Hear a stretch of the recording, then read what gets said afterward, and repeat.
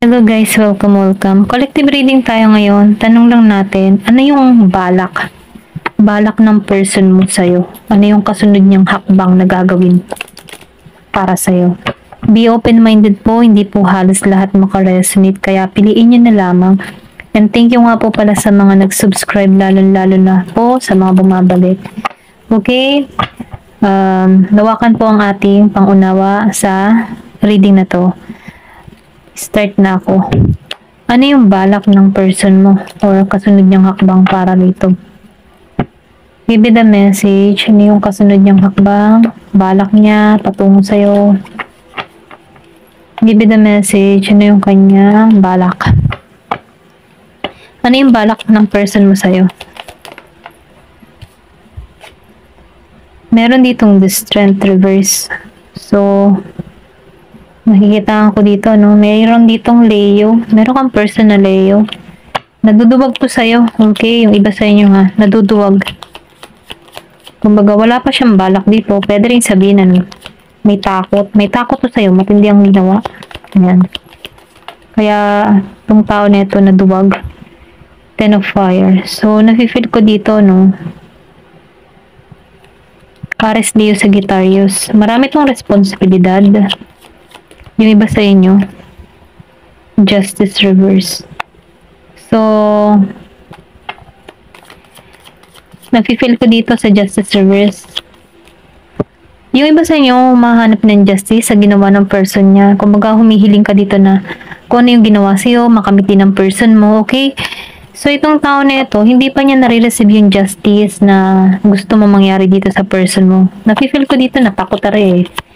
Matindi yung ginawa or pwede rin sabihin matapang ka. Kaya itong tao na ito, alam yung ugali mo dito sa Strength Reverse. Then sinabayan pa ng Ten of Fire. Marami siyang responsibilidad. Pero nafe-feel ko dito, nakakabawi na to. Okay? Malakas yung Sagittarius dito sa Ten of Fire. Then lumabas ang Ten of Air, reverse. Naka-reverse. Kung madalas mo makita yung 10-10, may nagpapahiwatig ito. Calling sa'yo, okay? 10-10. Tingnan mo na lang di sa Google yung 10-10. Nafe-feel ko dito no, sa 10 of Air.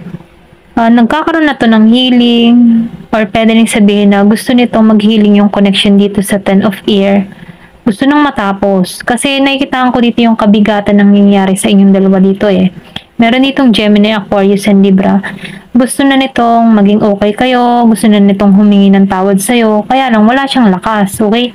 Ito na yung gusto ng puso at isip niya dito sa 10 of Air and 10 of Fire. Kaya lang, nakikitaan ko din dito na gusto niyang maging magaan. Ayaw niyang maging responsibilidad sa'yo. Ayaw niyang maging pabigat sa'yo dito sa 10 of Fire. Okay?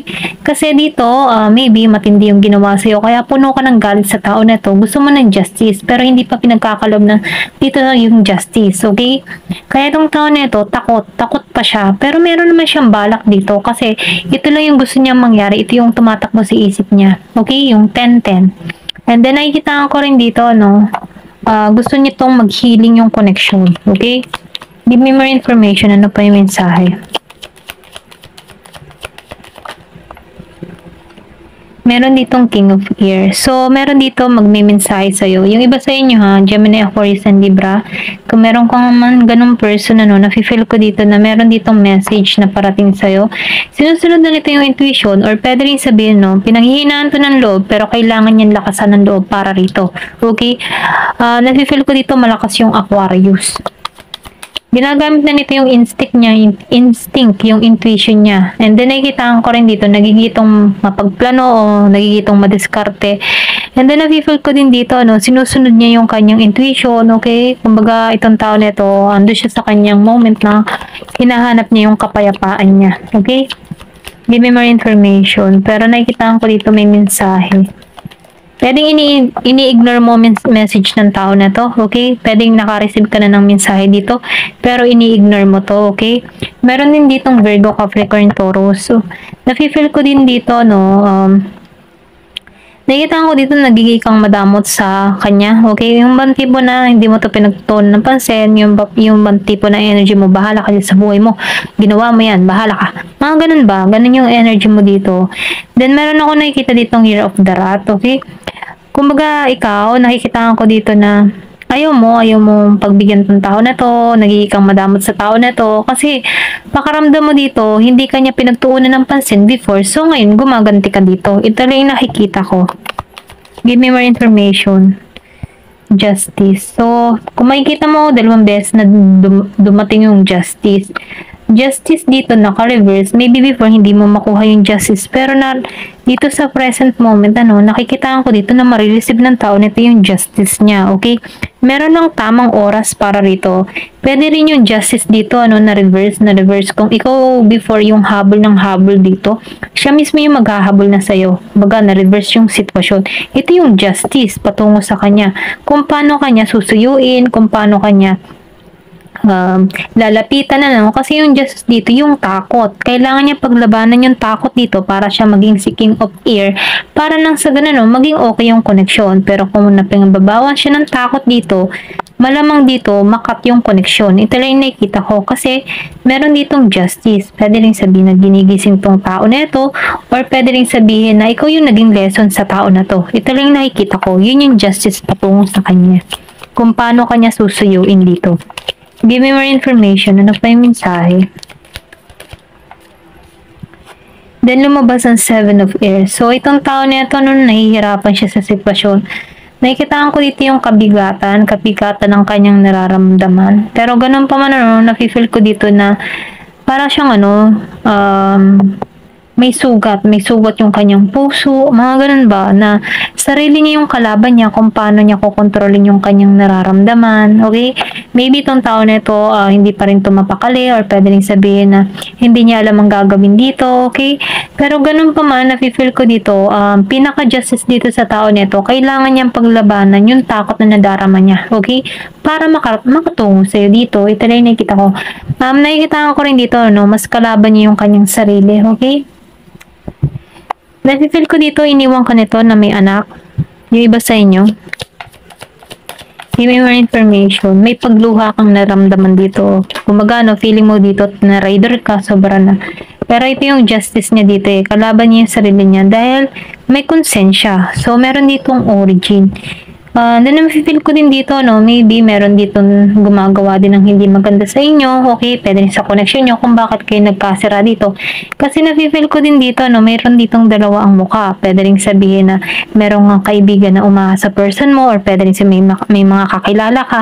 Okay, meron ditong nag-traitor dito sa origin. Pero ganun pa man, nafe-feel ko dito na matatapos na to. Meron ditong kaliwanagan, or pwede rin sabihin may pag-asa dito, okay? Ikaw yung makakaalis dito sa connection na to, or pwede rin sabihin ikaw yung makakawasak ng masasamang balak dito. Okay?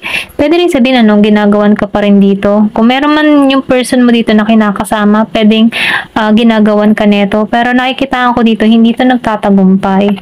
I think yun yung justice dito. Okay? Kung pinagpalit ka man dito, nakikitaan ko dito na lumabas yung tunay na kulay ng taong kinakasama niya dito. Ito lang yung nafe-feel ko kasi dalawang babae nakikita ko dito Pwedeng ikaw to at pwede rin itong isa, yung kanyang ipinalit sa'yo. Kumbaga nagkamali siya dito kung ikaw man ipinagpalit dito, nagkamali siya. Nagkamali siya ng kanyang piniling landas. Ito lang yung nafe-feel ko. Yun yung pinaka-justice dito kasi nakikita ko dito ang kinat mo na to Ito lang yung nafe-feel ko. Kasi meron dito ang tinraidor. Ayan. Give me more information. Ano pa yung mensahe? Hindi siya masaya ngayon. Ito lang nafe-feel ko. Maybe kaya lumalabas tong 10-10 reverse, Kasi meron ditong curse dito sa 10 of air. Kumbaga, may kita mo yung puso nasunog. Pero lumabas siyang naka-reverse. Nakakaraos na to. Or pwede rin sabihin, natuklasan din to ng person mo. Or meron kang ginagamit na pangontra dito, or pwede rin sabihin na meron ka ng ginagawang hakbang. Kung alam mo yung person mo ay ginagawan dito, kumbaga natutuklasan mo.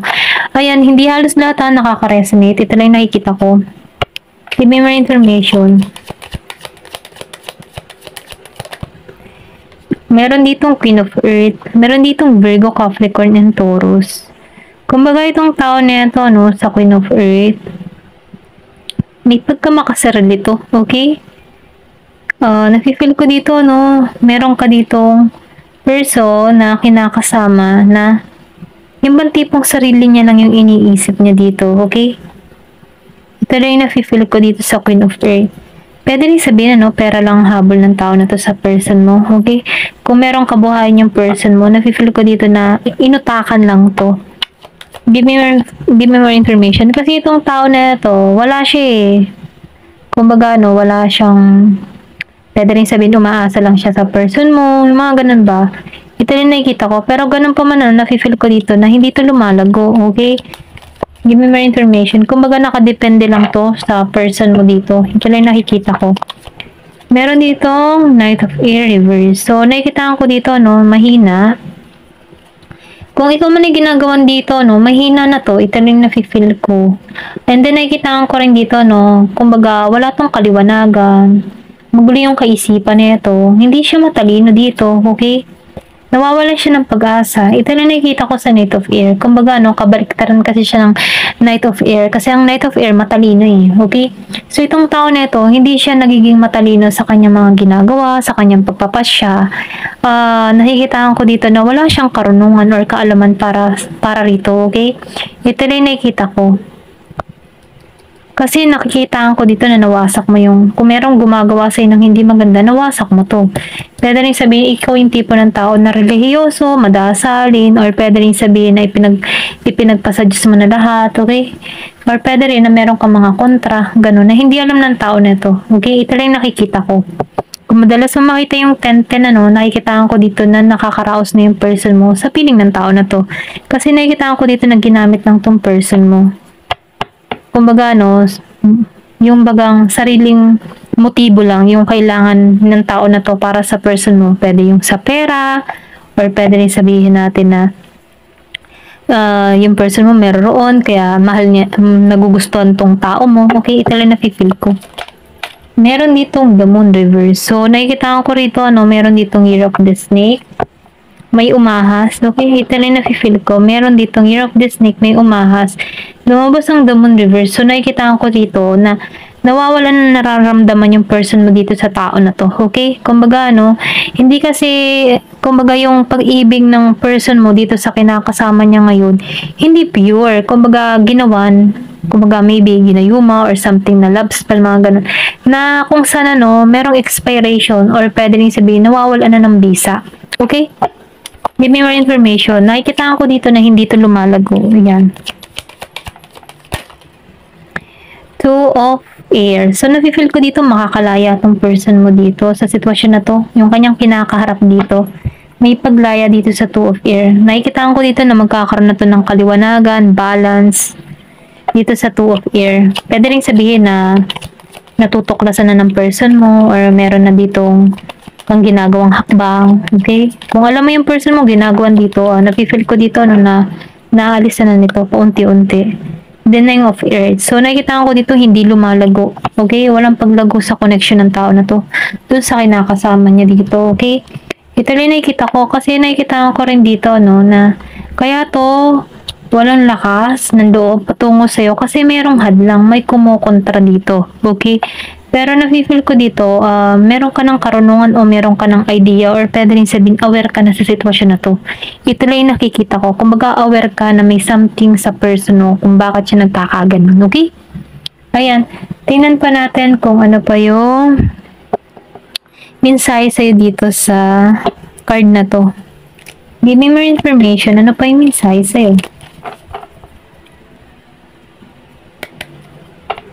Kasi before, nafe-feel ko dito na nawala ng justice dito. Pero lumabas to eh. Nagkakaroon na to ng justice, okay? May pagbabagong magaganap. Give me more information na pa yung mensahe.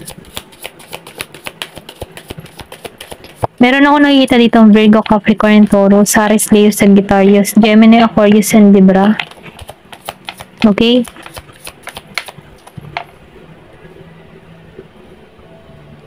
More air sign, fire sign, and earth sign ang nakikita ko dito.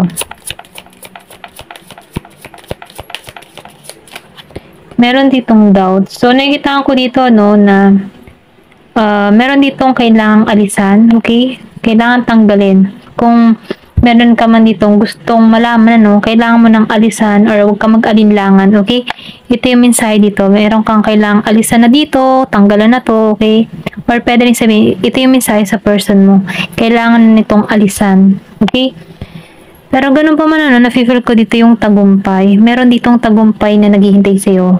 So, nakikitaan ko dito na makakamit mo yung goal mo at pag-ibig na hinihintay mo. Meron ditong tagumpay. So, sinasabihan ka dito, huwag kang susuko, okay? Pwede rin sabihin, ano, para makawala yung person mo, kung umaasa ka pa rin magbabalik yung person mo, ipanalangin mo, okay?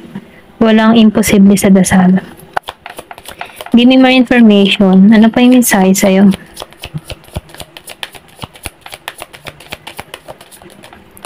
Meron ditong friendship. So, nakikita ko dito, no, meron kang kaibigan dito na umuunawa sa sitwasyon mo, or pwede rin sabihin na meron kang mga kaibigan na nakakatulong sa'yo sa sitwasyon, sa tulad ng pag-a-advise sa'yo, okay, meron ka na pagkukwentuhan dito sa iyong problema, na kung saan, ano, binibigyan ka dito ng magandang advice. Worry. So, nakikita ko dito nag-aalala ka. Pero ganun pa man, ano, yung mga alalahan mo, dyan ka natuto, okay? Kumbaga, nakikita ko dito na dyan sa mga alalahan mo, may pagbabago na mangyayari or magaganap sa buhay mo. Kumbaga, kailangan mo lang tong ma-overcome, yung mga alalahanin na yan, at kailangan mong mapag-aralan kung paano aralin tong, kumbaga, for example, halimbawa, nag-aalala ka, kailangan mong aralin to na tanggalan, okay? Kumbaga, turuan yung sarili mo na maging panatag lang. Ito lang nafe-feel ko dito sa worry. Kasi, kung baga, halimbawa, nag-aalala ka, kahit mag-alala ka na mag-alala maghapon, wala din naman mangyayari. So, tinuturuan ka dito na pakawalan mo na lang yung sarili mo sa alalahanin kasi wala din mangyayari. Parang ibinabaon mo lang yung sarili mo sa ganong pakiramdam. So, tinuturuan ka dito na huwag ka na mag-isip, okay? Kung hindi mo rin makukuha yung sagot. Ayan. Give me more information. Ano pa yung mensahe?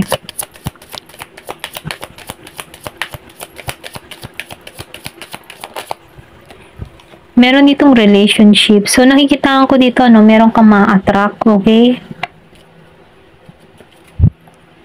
Ito lang nafe-feel ko. Kung ikaw man dito ay naghahanap ng panibagong pag-ibig, ano, may ma-attract ka dito. Hindi halos lahat sa part na to. Grief. Nakikita ko dito, meron ditong umiiyak. Okay, lumabas pa ang purpose. So, nakikita ko dito na alam mo na yung gagawin. Okay? Kumbaga, ano, meron man ditong may pagluha. Nakikita ko dito na naiintindihan mo na kung bakit nangawala itong mga bagay na ito. Kumbaga, natanggap mo na rin ito. Okay? Ito lang nafe-feel ko. And then, nakikita ko rin dito, no, kung meron mang ginawa yung partner mo sa'yo, okay, kung pinagpalit ka man dito at natuklasan mo na ginagawan tong person mo, kung bakit nagkaganon. Kasalanan din to ng person mo, okay? So, ngayon, nakikita ko rin dito na pinagbabayaran niya lamang yung kanyang ginawa sa'yo kung bakit hindi siya makawala sa ganitong sitwasyon. Kumbaga, ano, ito yung lesson sa kanya. Ayan, ito lang nakikita ko. Pero ganun pa man, ano, kung humihiling ka pa rin dito na magkabalikan pa rin kayo ng tao nito, ipanalangin mo na makawala siya sa ganitong sitwasyon. Ayun, ito lang yung mensahe sa'yo. Thank you for watching and love and peace.